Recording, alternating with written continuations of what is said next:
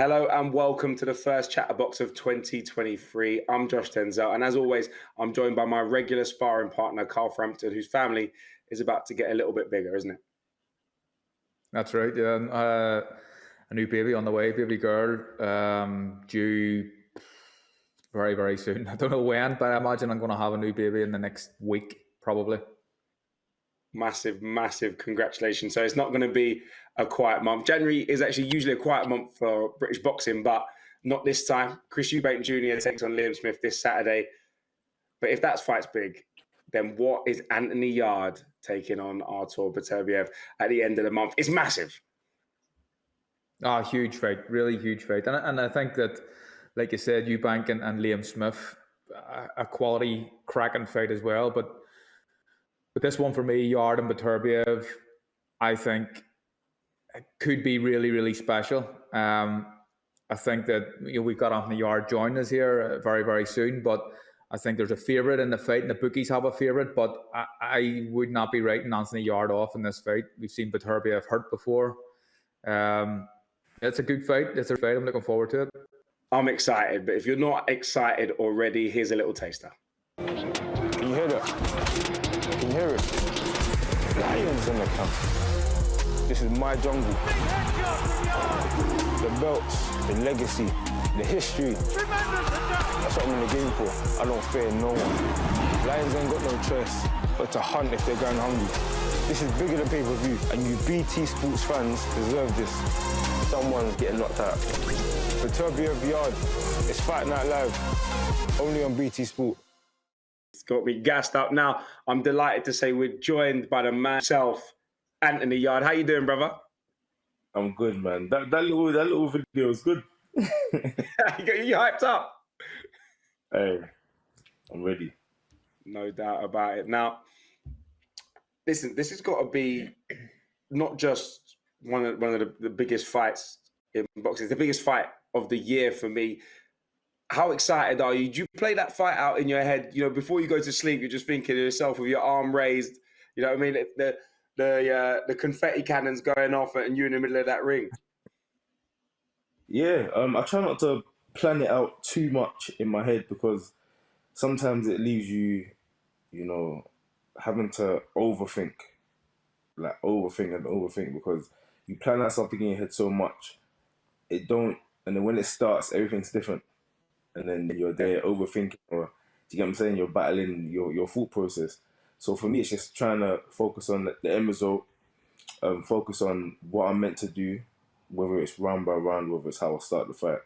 And my mentality, my mindset, how I'm training the here and now. Because they say if you overthink about the future, you're not thinking about the things that you're doing every day. You're looking too much ahead. So for me, I focus on day by day.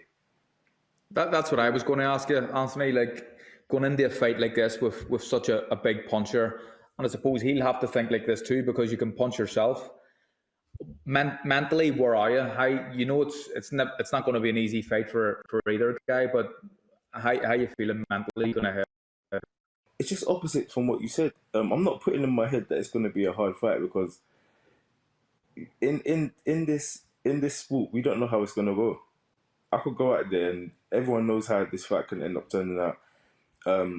There's so much possibilities. That's what makes it such a good fight. But I'm not going to start dwelling on things that are negative towards me. Yes, he can punch hard, so can I.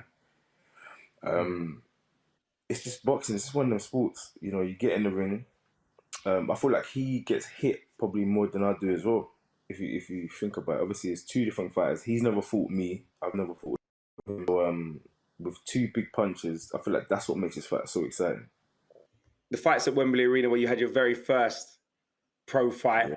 What do you remember about that night? Take us back. What I remember was I was first or second on. They hadn't even opened the doors properly yet. Half of my friends that bought tickets missed the fight. It was just a surreal experience. Billy Joe Saunders was meant to be headlining. And I think last minute he had an injury, so someone took his place. And for me, it was just, Wembley, in my mind, it was like Wembley. And I got a second round knockout against Mitch Mitchell, a guy that had really been stopped. Really been dropped, really been hurt. Really, he was a guy that really took people the distance. I knocked him out in the second round. I jumped on the top rope, and then Tunde was so excited he jumped behind me on the same rope as well. So we talk about that to this day. I mean, how nice would it be to go and then win a world title at Wimbledon Arena and like fully close that circle from the very first fight to winning a world title in the same place? This is what I'm saying. This is what makes it just like 3 world titles, Anthony. 3 world titles. 3 belts at once. This is what I'm saying. These are the kind of things that I dreamed of when I started. Being unified. Everyone kept talking to me about going up in weight. I said one thing at a time. My focus, my goal, my dream is to unify the light heavyweight division. You know, you don't look too much about what your opponents do, and you kind of focus more on yourself. But you both do one thing well, and that's knock people out. Beterbiev obviously has knocked out all of his opponents. You've nearly knocked out all of yours. This ain't going the distance, is it? Surely. No, I don't want it to. I don't think it will. You know, he's been dropped twice in these fights during these rounds, and that's just from getting caught. From what I've seen. Again, the only time I've been on the canvas is from sheer exhaustion when I fought Kovalev, and I gave everything I had, and literally I got to that point where I couldn't even stand on my feet no more. So it was mainly just exhaustion. But again, that was a piece of experience as well. People say, "Oh yeah, Stevie's fitness and things like that." That preparation, going out to Russia, things that happened after the weigh-in, rehydrating myself and things like that was a task. But again, that's all the excuses. But I gained a lot of experience from that. Yeah, the Kovalev fight, it's in the past now, but that could be something that you could learn from. And in hindsight, looking back, it may be a real benefit actually going into this fight. Yeah, exactly. So it's like when I analyze myself as well, because you've got to analyze your opponent, you've got to analyze yourself. When I analyze myself, I just realize that I've got that belief in myself now that when I press on anybody, they're gonna feel my presence. It don't matter who they are. When I'm not obviously gonna try and walk in reckless and be getting caught, especially by someone that's heavy-handed. But when I go out there and I'm confident in what I can do, and I'm pressing on my opponent, I'm taking it to them, being smart, because I've never been a fighter that's just gonna rush in, and just start throwing haymakers and things like that. And again, that's what worked against me in the Kovalev fight. When I hurt him, I just done exactly what I said I don't do. I started swinging. Again, that's inexperience.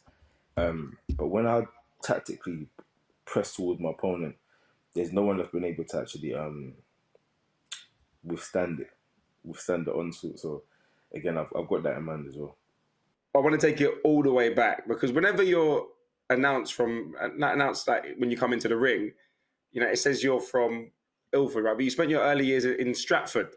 So our reporter, Andrew Mentz, actually took you back to the estate where you grew up on. So we're going to see a little clip here. I thought I could never box. I used to watch Mike Tyson fights that happened when I was born, 1991. Yeah. And I used to be like, how was this guy? I used to watch the documentary and then watch the fight, and I'd be like, how did this guy go and fight in front of the world? How? Yeah. Like, I used to get nervous watching a fight that's already happened for him. Because I've become a fan of Mike Tyson now, I'm getting nervous for a fight that's already happened. I know he's won it, but I'm sitting there, I'm like, wow. But then now I'm having my own fights, there's no nerves. Is it because you're in it? Like, because also, when you're doing these fights, because I'm not going to lie, bro, if I'm fighting someone, they're going to punch my face, I'll quit, bro. Get me? I'm not on it. Do you know what I'm saying? But I think, obviously, you're saying you're not scared and you go for it, and you're such an entertaining fighter. Yeah. Does that come from growing up in these harsh environments? 100%. What's a punch in the face? Do you know what 100%. I mean? No, it's not the whole punch in the face thing. It's your reality. How was it going back to the estate and seeing maybe like how far you've come from there to where you are now? It's beautiful, man. It's beautiful. I'm from Stratford, East London. Stratford and Firstgate, I spent some of my teenage years in Firstgate as well. So when they say Ilford, I think that's just because of when I was filling up my most recent form. I had to put my current address, so I lived in Ilford at that moment. Now I live in Romford, so soon they're probably going to be saying Romford. But I did tell the announcer I'm from East London. I'm a London boy, born and bred. I represent London as well. But yeah, doing the trail, going to the old park that we used to play football in, where you used to see all the little fights on the estate. It was yeah, man, it was refreshing. Seeing my old house, it was so refreshing, man. And then again, I saw one of the boys as well that was on the same block, and he was just like, "Yeah, we're all supporting you, man." He's like, "We're so proud, like you've made it. Like we've actually seen someone make it." And to me, I don't feel like I've made it yet. I've made something of myself, but because of my ambition, I don't feel like I've made it yet. You know, I'm still in the ends, as they call it. I'm still in the bits. Again, I'll feel like I've made it when I've got over 10 million. I can change generations of my family's lives. I can look after my mum now, which is a blessing, which I'm so happy for. And my family, my immediate family, my sisters and things like that. But I'm trying to go to the stratosphere when it comes to my ambition. So I'm very grounded, I'm very humble, and I've seen what can be done in this sport. So that's what keeps me going. Anthony, before you go, we got to show you this clip. As you actually attempted to show Andrew where you first boxed in the front garden of your house, right? Yes. Hey. And then we used to, this looks so small now, but my mum bought me some boxing gloves, like they were black and yellow. And then I used to fight here. we used to put on the boxing gloves and do like, we used to do body, sorry.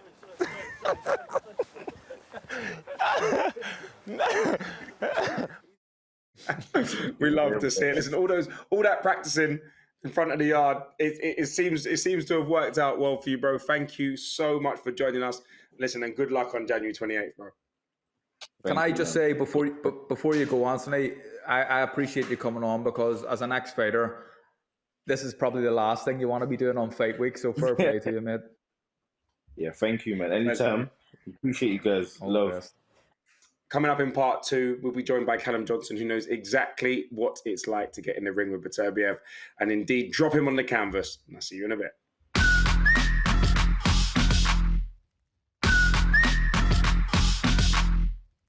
Hello and welcome back to part 2 of ChatterBox, and I'm delighted to say we're joined by the one and only Callum Johnson. Callum, how's retirement treating you, brother? Yeah, I'm good. I'm getting big and fat. It's the only way. I know all about that, by the way. I know all about that completely. When you say fat, Callum, like high fat, what sort of weight are you? I've not. Last time I got on the scales, I was over 15 stone. So I'd imagine I'm close to 16 now. To be fair. You coming in at heavyweight. You ever thought about it? Is there any part of you that craves getting back in the ring? Yeah, I think so. There is. I was hitting the bag. I had like 10 weeks off doing anything, and I started hitting the bag, and I thought I was quite sharp still, and I was punching very hard with this extra weight, and I thought, do you know what? I reckon I could do Derek Chisora. You know what? I might ring him now. I'll ring him now. We'll set it up. Don't worry. I'm sure. Yeah, I'm sure we can get it done on BT. Hey, listen, if you want it, I'm here. Now, I know you had a brilliant career, British, Commonwealth, WBO, global light heavyweight champ, and you had a crack for the world title against Artur Beterbiev. Now, talk us through that fight, because there was a bit of controversy in the first couple of rounds. Yeah, a little bit. I had my head through the ropes. The ref shouted, "Stop, stop, stop!" And as I'm coming round, he's knocked me into next week. I can't really remember too much about it. Obviously, what I can remember about it is what I've seen on the video. But all I can remember is sort of being there, and then the next thing I'm looking at the canvas and thinking, "Wow, what happened there?" But then I come back and got him in the second round, and fair play to him, he got me in the end, didn't he? So it was a good shootout while it lasted. Talk to us about the power. Like we people see him in boxing as like the most ferocious puncher, pound for pound, on the planet at the minute, comparable to guys like Golovkin and Marvin Hagler and Mike Tyson even. That's the sort of range that we're talking about here. But what actually was it like when he was hitting you around the arms and stuff? Is it as serious as they all say? Yeah, well, again, when I was in the ring, you're full of adrenaline, your blood's pumping. I never really felt like I was feeling it when I was in there, but obviously looking back at the tape, he was hitting my arms and he was knocking me side to side, and his power was obviously frightening because when he landed, he put me over. But yeah, it was a strange one because when I was in there, I didn't really feel like it was that bad, but obviously it was. I mean, obviously it was. The results shows it was. The fight shows it was, and his record shows it was. So when you landed that shot that put Beterbiev on the canvas, you at that point in your head is there something that goes, I've got him going here, I've got him beaten? Yeah, I don't think I realised how hurt he was at the time. To be fair, but all the way through the fight, I was thinking to myself, I had that thought in my head that I will get him again. I will get him at some point. Like, you never think you're going to get done yourself when you're in there. So, I was always thinking, I will get him. And then, obviously, it was game over. He got me. Absolutely. Now, on January 28th, live on BT Sport, it's Anthony Yarde's turn. Anthony's a massive underdog. Do you think he has a chance? Yeah, I think he has a chance because everybody has a chance. And Yarde can punch himself. He can really punch. And Beterbiev's 38 now, is he? Or nearly 38. So there is going to be a time when he has got to get old at some point. But if I'm honest, I don't think it's yet, and I don't think it's going to be against Anthony Yarde. I think he's up against it. And I don't see him winning the fight. I mean, but I could be wrong because he can punch, and there is always that chance. Do you think that we talked about this with Anthony Yarde, that no doubt that he's an underdog in the fight, and look at what Beterbiev has done up until this point in his career. But in some bookies, you can get him as wide as 6-1, Anthony Yarde against. Do you think that's a little bit too wide, considering it's in the UK? I don't think it makes any difference where it is, if I'm honest. Beterbiev's, he's had, 300 amateur fights, travelled the world. He's not scared of coming to the UK, so I don't think that'll make any difference. It's worth a bet, to be fair, at that price, isn't it? But yeah, you're just looking at the performances of both fighters and what both fighters have done, and you can't really see it any other way, in my opinion, because he's Beterbiev, but he's what he is, and he's done what he's done, and he's arguably the most feared fighter out there, or the most dangerous fighter out there for a reason. I think this is something that people don't realise about when you talk about his power, and you know all about how hard he can punch. But Beterbiev, at a point as an amateur, he actually fought at heavyweight, and he was knocking guys out with head guards and big soft gloves on as a heavyweight. So it's gotta be frightening when you're in there with him. Yeah. And not only that as well, because he is so strong and so powerful, people forget about his boxing ability. I mean, he was a world amateur champion. He never won the Olympics, but in Beijing, he maybe should have done. I think he was robbed against a Chinese fellow that went on and won it. He got beat by Usyk up at heavyweight. So, you're talking at that level of amateur. He was one of the best amateurs out there as well. So his boxing ability is superior to what people give him credit for. I mean, it sounds like it's going to be an uphill battle for Anthony, from your opinion. How do you stop a man? How do you beat a man who's got 18 wins, 18 knockouts from 18 fights? I think the way I went about it, I think you've got to beat him at his own game somehow. But how is that possible? I mean, no one's done it yet. I think you've got to stick it on him and hurt him and make him realise that you're here to fight, and because he's so used to people getting on the back foot, giving ground, trying to box him, trying to outbox him and stay away from his power. He's used to that. All the way through the amateurs, that's all the opponents ever did, because he was that strong and that powerful in the amateurs. So that's his game. When people do that, he loves it. So when someone's pushing him back or trying to push him back and hitting him hard themselves, that's actually unusual to him, in my opinion. So that's maybe the only way. But is anybody big enough, strong enough, powerful enough at 175? Probably not. That's the thing. The opponent, whoever it is always going to be up against it. Even if it's Bivol, who's the other guy with a world title, I think that the bookies are going to have Beterbiev the favourite. But do you think that Yarde's speed is something that gives Beterbiev issues? You've got to look at what Yarde's got. He's got speed, he's got power, he can box. You know, he's got a nice defence and he moves well and he's very, very good. But again, I just keep going back to, has Yarde got anything that Beterbiev's never seen or never dealt with before? And I don't think he has. Which is, you know, I don't want to be biased or, you know, I'd quite like Yarde to pull it off, if I'm honest, just for the fact of it's always nice to see the underdog come through and the belt's changing hands and the belt's coming to the UK. But then obviously there's a part of me that would like Beterbiev to win just because, you know, he beat me, and if Yarde beats him, it's like, oh, you know, but I don't know. I just can't see a way for him to win, if I'm honest. Yeah. By the way, I completely get that. You know, you want to see a Brit win, don't you? Because, you know, you're a fellow Brit. But if the guy that he's fighting is beating you, I think I'd be in the same boat. I'd be like, well, I want Beterbiev to win because then it doesn't look my defeat. Look as bad, you know what I mean? I know fights. Yeah, no, it is. It's, you know, like styles make fights.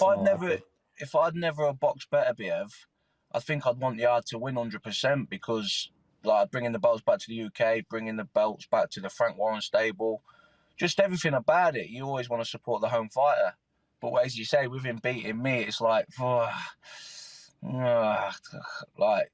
And I have to be honest, if I was made to choose who I wanted to win, without lying, I think I'd have to say Beterbiev for that reason. Well, looking forward to seeing you against Derek Chisora in maybe in the not too distant future. We'll get that set up. Thank you so much for coming on. Always appreciate it. Great insight from a man who's obviously shared the ring with Anthony Yarde's opponent, Beterbiev.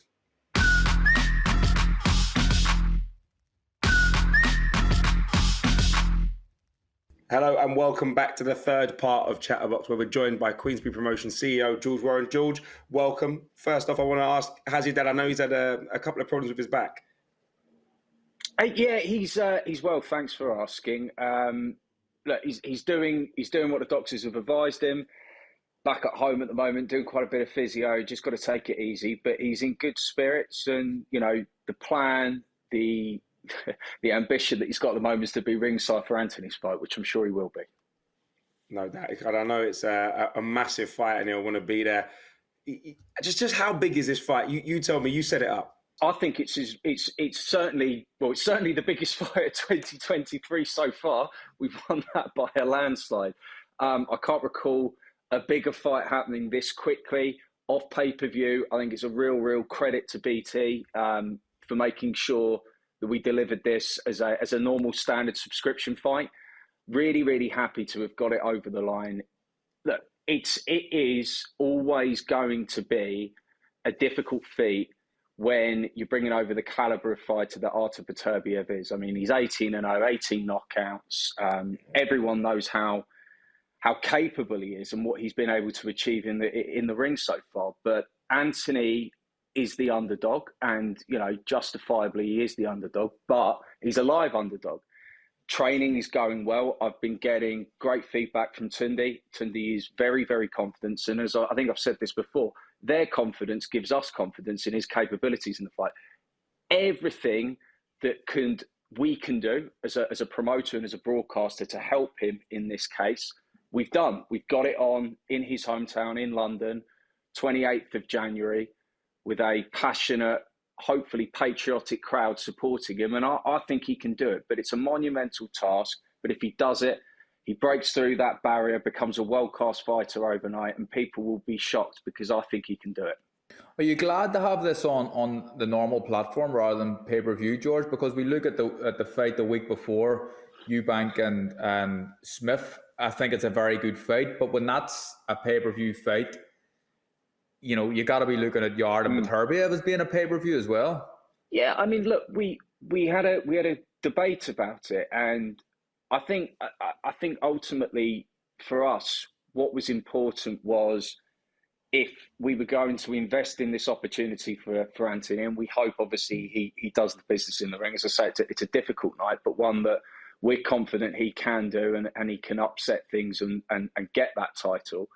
But by making sure we did it on BT Sport rather than on pay-per-view, we're making sure that he's going to get an absolutely huge rating. We've got lots of promotion going on. I mean, BT did a great job over the weekend across the Manchester derby. You couldn't ignore the fact that this fight's coming up. So for us, it's about getting Anthony seen by as many people as possible, him hopefully performing on the night. We hope being successful and winning those titles and becoming the latest British world champion. And from there, that then gives him the opportunity. It opens up massive, massive opportunities going forward for some big nights, which will inevitably end up being, pay-per-view opportunities as well. But I think we've made the right decision this time. I think one thing, and sometimes Anthony and I suppose Tunde as well, they get a bit of criticism about, is they seem to be mentally very strong. But I think in certain fights, that's really important. And this fight especially, because no doubt he's going to get hurt at times. I think shots that are landing on his arms are going to hurt him. Likewise, Beterbiev will feel Anthony Yarde's power. But I think more so than any other fight before, he will mentally, he'll need to be really, really on it for this one. Yeah, he is. He's got to show, like I say, he's got to pick his moments to attack. If he just goes out and everyone, for me, you look back to the Kovalev fight, and I think if you were to put any criticism of Anthony and the team that night is people were questioning, did he start that fight too late? And did he take too long to get going? For me, I'm not his training team, but for me, I don't think he can wait that long in this fight. And I think he needs to start fast, but at the same time, it needs to be composed and disciplined attacks. You can't be going out and, emptying the tank in one round against a guy of the caliber of this. It's got to be composed, efficient with his works, disciplined, as I say, and picking those moments. And hopefully that power will get through and do the business. And, as I say, Anthony Yarde has the opportunity here to become a unified light heavyweight champion of the world. And he is capable of doing it. He's got to show that he's learned from perhaps some of the setbacks that he's had in his career before, and show that his training team as well as him have matured. And I think that they have, and I think that they will do it. No, it's a very, very interesting insight. And I was going to ask how you think Anthony Yarde wins this fight, but I think you broke it down. You broke it down comprehensively there. Now, I want to speak about the press conference, because there was an incident in the press conference I want to touch on. We saw Beterbiev punching the table. Let's run the clip and we'll talk about it afterwards. You punched the table. Why was that? And if I punch him, he get injured, and no fight, is no good. And I choose to punch table. It's less demanding, Maybe table is broken, but table is table, not opponent.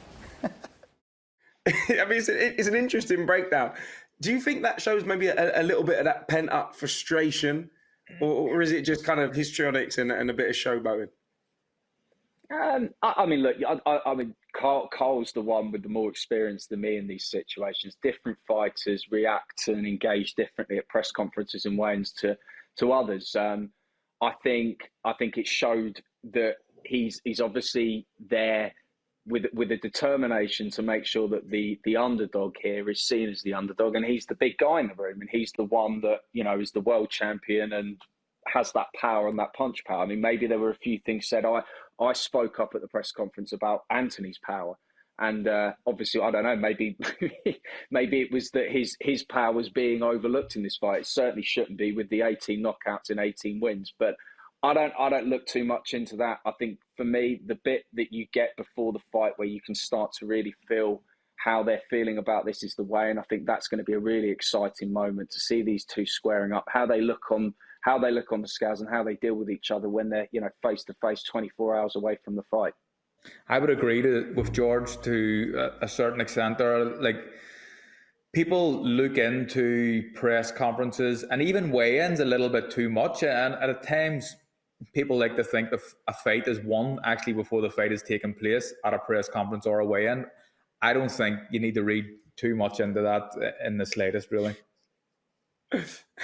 Right, good to know, Carl, to be fair. Now, he's going to be facing a hostile crowd. We've spoken a little bit about home advantage and whether Beterbiev will care.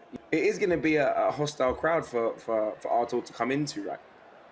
Yeah, look, I fully expect this crowd to give Anthony, the hero's welcome, to get behind him. The Brits are passionate when it comes to their boxing. They love to see a guy like Anthony who's going into this fight as the underdog and giving it his all and hopefully coming out successfully. So he's certainly going to be entering into a hostile atmosphere. And it goes back to the point that I made quite, earlier on in this, is that's why it was important for us to get this on in the UK, because we've got to try all we can to help our guy get that edge. And, being in front of your home fans can usually make the difference in that, or certainly can help. And I think Anthony deserves it this time. He showed what type of man he is when he took on that challenge and went down to Chelyabinsk to fight Sergey Kovalev. And he deserves us. He deserves our backing, and I'm just hoping it comes through and he's successful. Could you imagine this scenario, George, where Anthony Yarde, who has lost and then defeated Lyndon Arthur, he lost to Kovalev as well. Say, for example, he does win this fight, and we know it's a difficult fight, but he does have a chance. He owns 3 world titles. He's only one more to clean up, and that would be Bivol. And if he beats Beterbiev, he probably goes into the Bivol fight as maybe a favourite. Who knows? Could you have ever imagined Anthony Yarde becoming an undisputed light heavyweight champion? It's incredible, isn't it? And it's like that. It's what fairy tales are made of in this sport. It's why we love doing what we do, seeing young guys get these opportunities. No, I mean, Anthony turned over with barely any amateur experience. He is a consummate professional. He lives in that gym, constantly fit, trains hard, works hard. He's got a great work ethic, great personality, and would I have said when we signed him, do I expect him to potentially be an undisputed champion? I think that would have been ambitious. But I mean, when we signed him, we've always felt that he's capable of accomplishing great things, certainly becoming a world champion and performing at elite level. And I think he can do that. And we're hoping next Saturday night he's going to show that he can do that. Carl actually caught up with Artur Beterbiev earlier this week. Let's take a look. We know how good you are, and you've knocked everybody out that you fought. You're a unified world champion. But what is Anthony Yarde good at? I don't know. let's repeat what he said. He said he's fast and he's young. Okay, we'll see. He also said that you were slow. And you smiled at that, I think. Does it annoy you a little bit that when he says these things? I don't know. Maybe I don't know why he said I'm slow, but maybe my past opponents think like this too. I don't know. Anthony Yarde made a statement, and he said that you haven't felt punch power like he has. What do you think about that? He think is Joe Smith is he doesn't have a good punch, and Gvozdyk doesn't have good punch. Yeah, I think they has good punch. Yeah, and the heavyweights that you fought as an amateur as well. Yeah, I think he need thinking like more about it. Yeah. And at the face-off, the head-to-head, it was very, very intense, which is normal. That's what happens. But you punched the table. Were you frustrated, or what was that? I tried to check his table is strong or not. Was it strong? Yes. Strong, yeah. It's good. I'm not 100% heated, What happens when you fight Anthony Yarde on January 28th? Do you win the fight, and how do you win the fight? I never did prediction for fight. I'm a very simple boxer. I just try to do my best. That's it. Judging by that interview, you did your best to get as much out of him as possible, and he seems to be quite relaxed. He seems to be quite calm. He was smiling a lot, telling a few jokes in his own special way. some of that frustration that we saw at the press conference, it doesn't seem to be there. No, it didn't look like there was any. He was frustrated in the slightest. He looked, as you said, really relaxed. Do you know what I really liked about him? He was very, very humble. No sense of arrogance whatsoever about him. And we've seen much lesser fighters than him be a lot more arrogant than he is. But he seemed relaxed. I think he understands that it's not an easy fight. He knows it's a difficult fight, but I imagine Beterbiev going into any fight probably expects that at some point he's going to catch up with him and win. Full of confidence. That's it for part 3, guys. Join us after the break for the final part of ChatterBox as George updates us on the latest with Tyson and Tommy Fury.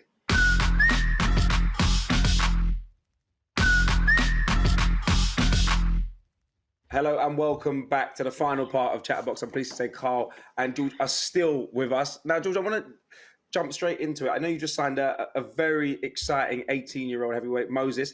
Tell us a bit more about him. Well, I don't have to promote this kid because everyone that knows boxing is doing that for us already. I've seen, I've not seen a reaction to a young prospect turning professional. The reaction that we're getting from Moses, it's incomparable. He is an exceptionally gifted young heavyweight that has accomplished some tremendous things in amateur boxing already. Just successful in the world youths and came out of that with the victory, which was amazing. He's someone that we've had our eye on for some time. Obviously, we work with his older brother Carol. Carol's fighting on the same bill on the Anthony Yarde card for the WBC international title that night as well. So it's going to be a really, really special night for them as brothers, both fighting on the same card with Moses' debut that night. And he is a very, very special young man. I mean, it's obviously very early days and we don't want to get ahead of ourselves, but he's got tremendous accolades, tremendous talent. He's fast, he's slight-footed, he's awkward, he can punch, and he's ambitious. I mean, there's a lot of things he's already been saying. He wants to try and beat Mike Tyson's record, becoming the youngest ever world heavyweight champion. They're big statements to be making at 18. And when I say 18, just turned 18. So he's a very young guy. We've got to guide him right. Listen, the way he talks, what he's been able to achieve in amateur boxing so far, the sky's the limit if we do it right with him. Moses Ituama, one to watch for sure. I'm sure all the BT boxing fans and boxing fans in general will be looking out on his career. Now, we've spoken extensively about Anthony Yarde's fight on the 28th. What else have we got coming up? So after that, we are out at York Hall on the 17th of February, Friday, 17th of February, live on BT Sport. David Adelaide is stepping up for his first 10-rounder, going to be fighting for the WBO European heavyweight title against a guy called Dimitri Bezos, who's also 10-0, so 2 unbeaten heavyweights. And then for us, it's pushing on from that. We want to be challenging, seeing if we can get him in the mix for that British title later this year. Headlining that with him is Mark Chamberlain, the defence of his IBF European title on the card as well. And some of our really, really good, young, exciting prospects that BT Sports fans have been able to see as we develop them over the last couple of years. Coming up in March, we're going to be announcing this very shortly. We're going to be back at Telford with some of our local Midlands fighters, looking for Nathan Heaney to feature on that, as well as Andrew Kane. We'll be announcing that officially later this week. And then obviously then we push into April. So April's going to look very good. We've got a show at the beginning of the month in London, and we're working on something else as well. I'm going to keep tight-lipped until it's all done, but there's a couple of really interesting fights that we're looking for in April, and that doesn't include some of the bigger things going on with the likes of Tyson and Tommy, which is all the rumour mill at the moment, and I'm sure you're going to ask about. I absolutely am going to ask about it, because the question on everyone's lips is, when and will we see Tyson Fury take on Usyk for all the belts in the not too distant future? Because I know it's the rumour mill, but where are negotiations at the moment? Well, I'm not going to give too much away. Apart from we're all still talking and we're all still moving in a positive and the right direction. And I talk as frequently with Alex Krasuk as I do probably my own wife at the moment. So that should hopefully give an indication that we're moving in the right direction. We hope to obviously have news very soon, and we need to get news out there quite soon as well, because we got to give Tyson his game plan and a date to focus on. And I'm sure Usyk feels the same. I mean, obviously he's been calling Tyson out with a couple of I think social media posts recently, poking a bit of fun and trying to get things going. But it's there to be done, and as I say, quietly confident that we're going to have good news for boxing fans soon. You may not want to give this away, George, but kind of initially the dates that were mentioned were from mid-February to the beginning of March. Does that look to be pushed back now because we're in the middle of January here? Yeah, I mean, yeah, February isn't likely, but the plan was always to try and get this fight away in the first quarter. If we're a couple of weeks back from that, I don't think anyone's gonna complain about that. And I'm obviously Tyson, I'm sure, is not going to have a problem with that himself. But at the moment, I just want to get the fight made, get it signed, get contracts executed, and then everything will be unveiled, hopefully in due course. I have a baby on the way, like very, very soon, in the next week or 10 days. And I spoke to your dad about this, and I spoke to Kratchuk as well about it, and said, look, the later this fight can go, like the better for me, because I don't want to miss it. So you're doing me a favor, guys. That's good. That's good. That's the reason, Carl. That's why we did it. Thanks. Thank you.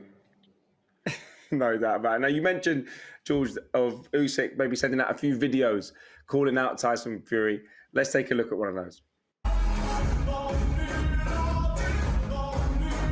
Stanley, where are you? What do you think about his nickname for Tyson? Listen, I'm not going to argue with him, and I'm certainly not going to argue with Tyson. I'll let them argue and criticise each other over nicknames. It's probably a bit of a retaliation to the Rabbit one on fight night at Tottenham in December. So that's between them. But no, look, it's all good spirited. It just shows the intent. The intent's there to make this, and believe you me, we're all working extremely hard to deliver it. Absolutely. No, looking forward to that fight. You can't help but like them both. Two absolutely huge personalities, both great for the sport. Now, we've spoken about Tyson. I want to move on to his younger brother, Tommy Fury. Tommy Fury against Jake Paul. Are we going to see that fight ever? Yeah, I think we will. Nothing to confirm today, but we'll hopefully have news on that very quickly. Absolutely. Pleasure to chat with you, George. Great insight into what's coming up in the next few months in boxing. Appreciate it, and we'll see you next time. Take care, guys. All the best, George. Carl, before I go, I've got to talk about a massive fight happening this Saturday. Chris Eubank Jr. takes on Liam Smith. I want to know your opinion, because I reckon you've got a few things to say on it. It's a really difficult fight to call. I think it's a cracking fight. I really do. Eubank, we all know what Chris is like. He's arrogant, he's confident, and he tries to wind people up, and that's kind of the persona that he portrays. I probably think in real life he's probably not a bad guy, but he likes to have this kind of bad guy image, and we all know what Liam Smith's about. He's straight up and down, as opposed to the opposite sort of character to Chris Eubank. But this is a really, really good fight. I think Liam Smith is fought at the very top. He's been a world champion before. Eubank has fell short at the very top, would be, I think that would be fair to say. I think Eubank really, really fast hands, really tough like his old man as well. Probably doesn't punch as hard as his old man. But I think one thing that may be an issue for Eubank at the very, very top level is being able to manage rounds. You know, he does some really good stuff in a round, lets his hands go and looks really flash and good. But then he coasts a bit like the dad. The dad used to do it as well. I think that may be an issue, and it may be down to the gas tank. I don't know how big an engine he has as well, but we know that Liam Smith's a very good body puncher. I think I haven't looked at the bookies, but I think the bookies will probably have Eubank being the favourite. You know, he's boxed as high as super middleweight. But I think it's a real tough one to call. I think it'll be a cracking fight. It's going to be a great fight. One I'll definitely be watching. Now, another fight I'm desperate to see is Gervonta Tank Davis against Ryan Garcia. And after Tank made light work of Hector Luis Garcia a couple of weeks back, it's a fight that's now building and building and building. And I know it's been muted to happen for a long time. Who do you think wins that?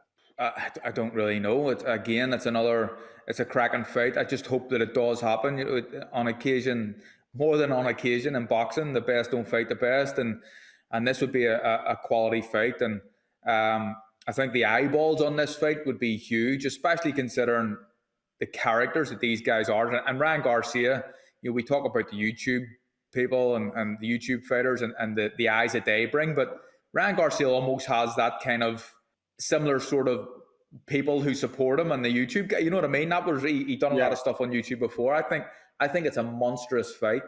Tank didn't look brilliant in his last fight, although he pulled out of the bag in the end and stopped Garcia on his stool, really. But that's the way Tank is. He's in fights he loses rounds, but he's always got that get out clause where he can turn your lights out. Again, a really intriguing fight. And until it's made, I'll not pick a winner. And I don't know how confident there would be of any guy winning that fight, to be honest. It's a real difficult one to call. No doubt. There'll be a lot of eyeballs watching it. Now, May 20th, Lomachenko against Devin Haney. That's a fight. That's a mouth-watering fight, right? Rhyming off unbelievable fights, one after another. An amazing fight. And Lomachenko's someone who I admire so much. I love his style, and in terms of his style, like there really hasn't been a style like it. It's a completely unique style, and I always talked about, you know, you hear people talk about kids watching Lomachenko and try. I don't think you should watch someone like Lomachenko because it would be so difficult to replicate the things that he does. An unbelievable fighter. Devin Haney is someone who, up until maybe the last couple of years, I was still unsure about, but no doubt the kid is a really good fighter. I've stood beside him as well. He's a very, very big lightweight, and he's solid as well. Lomachenko, the much smaller man in the fight, but again, a really, really intriguing one. The young, fresh Haney against, you know, the old Lomachenko. He's not a young guy anymore, but he's full of tricks, Lomachenko, and I think in this fight, I'd like to call a winner, and I think that if I'm going to pick one, it would be Lomachenko. But in saying that, I still don't really know. I don't really know. One fight that we've been hoping will happen for a long, long time. We finally got it. Taylor Catterall rematch, March the 4th in Glasgow. Does that go the same way, or is it repeat or revenge? I'm still on the fence here. I don't really know. And it's different this one because I'm friends with both guys, and going into the first fight, I had Josh down as the favourite, and I think that what he'd done up in his career to that stage, you know, justifiably he was the favourite. I don't think that he won the fight against Catterall, and I was open and honest in my opinions after the fight. And Jack is someone who I trained alongside, and Jack is someone who I class as a really good friend as well. I don't know who wins this fight. I really don't. I think that what I do know is Josh is better than the last fight, and I think it wasn't a brilliant performance, but a lot of that was down to Jack Catterall not allowing it to be a brilliant performance. I think it's going to be a really, really close fight to call again, and what I hope for in this fight is we just get it fair, and the judges score it as they see it, and they score the fight fairly. That's all we can ask for. Absolutely. Guys, that is all we have time for. I want to say a massive thank you to you, Carl. Obviously, hope everything goes well with a new arrival as well. And thank you to our guests, Anthony Yarde, Callum Johnson and George Warren. Now, don't forget, Artur Beterbiev against Anthony Yarde is free to all on BT Sports subscribers from 7 p.m. on January 28th. We'll see you next time.